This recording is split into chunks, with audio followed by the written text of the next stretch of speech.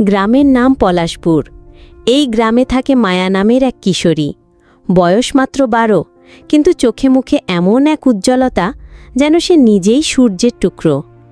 মায়ার বাবা একজন দিনমজুর, মা কাজ করে অন্যের বাসায়। সংসারে তেমন কিছু নেই, শুধু ভালোবাসা আর আশা। কিন্তু মায়ার একটাই স্বপ্ন, সে একদিন বড় ডাক্তার হবে, গ্রামের মানুষকে বিনা পয়সায় চিকিৎসা দেবে। প্রতিদিন বিকেলে মাঠের ধারে পুরনো আম গাছের নিচে বসে মায়া বই পড়ে। আলো কমে এলে সে মাটির তেলের প্রদীপ জ্বালিয়ে নেয়। বন্ধুরা হাসাহাসি করে, এই অন্ধকারে বই পড়ে ডাক্তার হবে নাকি? মায়া মুচকি হেসে বলে, আলো যত ছোটই হোক, মন যদি বড় হয়, স্বপ্ন থামানো যায় না। একদিন গ্রামে একটা চিকিৎসা শিবির এলো।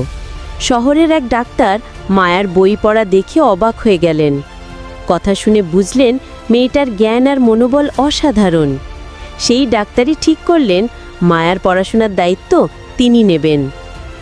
বছর কয়েক পর পলাশপুরের কাঁচা রাস্তায় হেঁটে আসে সাদা কোট পরা এক তরুণী ডাক্তার। গ্রামের লোকেরা অবাক হয়ে তাকিয়ে থাকে, ওই যে আমাদের মায়া। মায়া হাসি মুখে বলে, আমি বলেছিলাম না, ছোট্ট আলো বড় স্বপ্ন জ্বালাতে পারে।